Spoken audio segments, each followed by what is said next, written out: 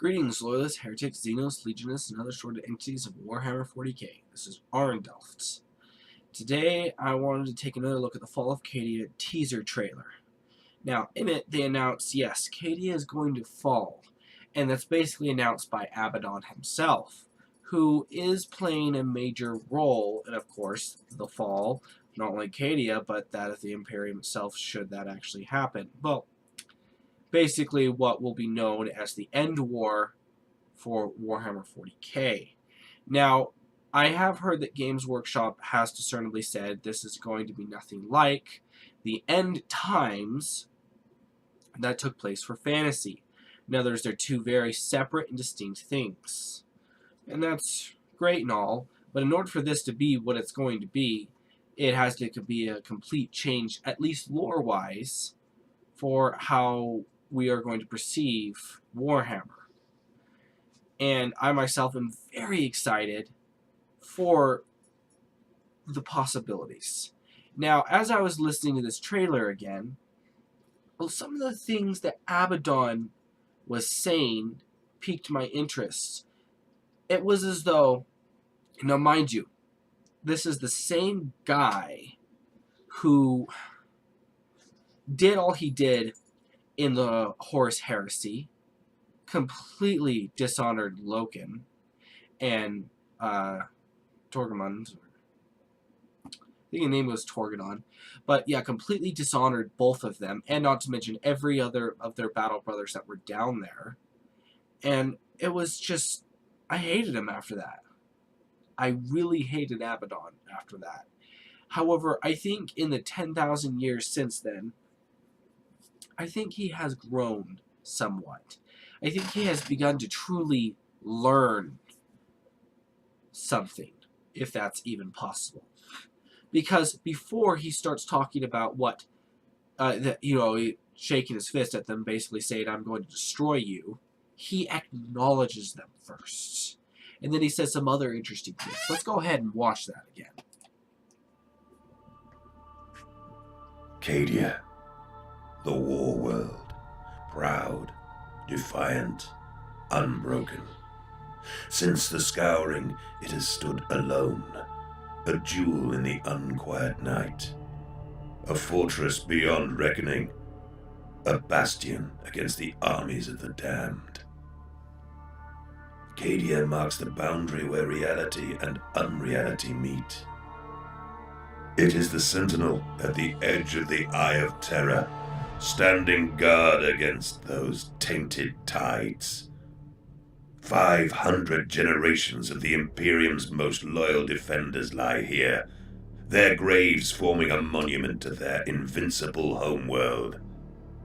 Only distant Terra, the throne world itself, is protected with greater ferocity and purer faith.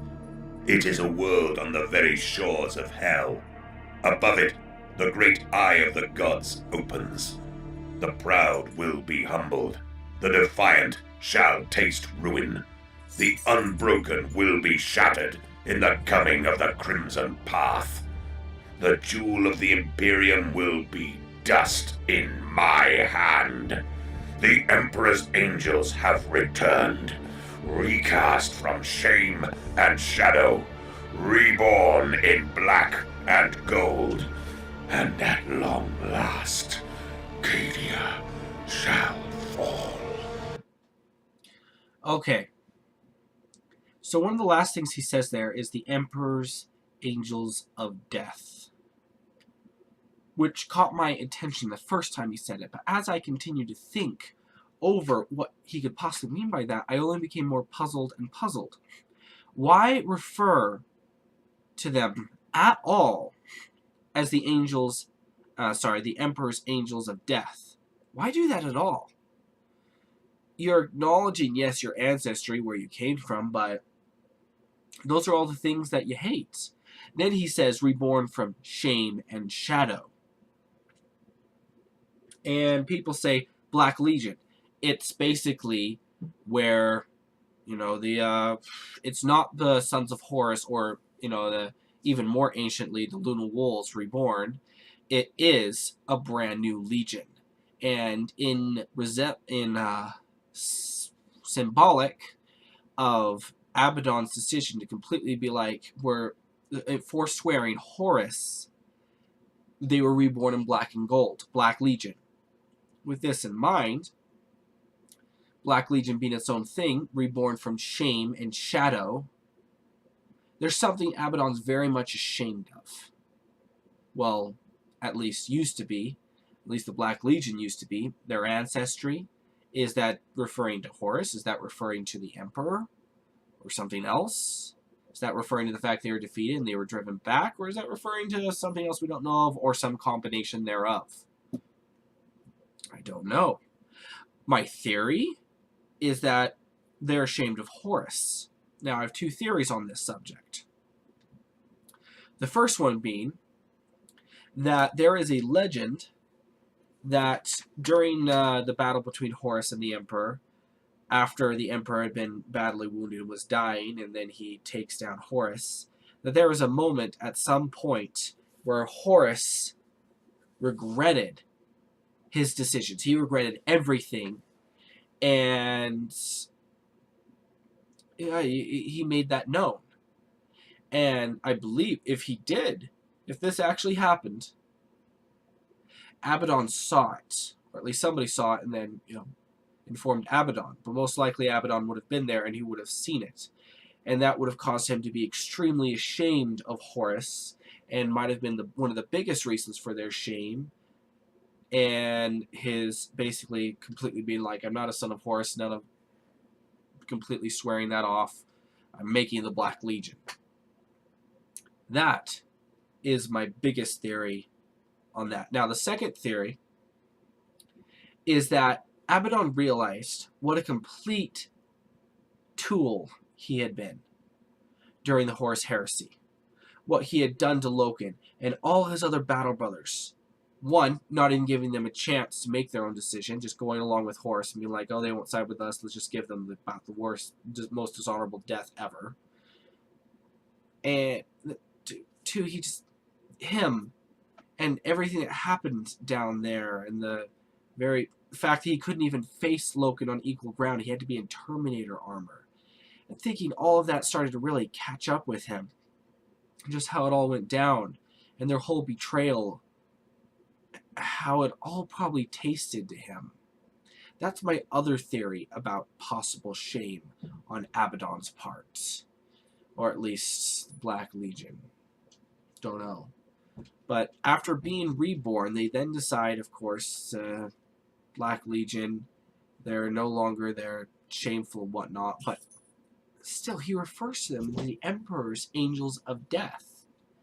Now, I play from the Imperial side of things for the most part, but I recognize the fact that the Emperor is a piece of work. He's scum. He maybe has the best intentions of humanity in mind. Emphasis on maybe.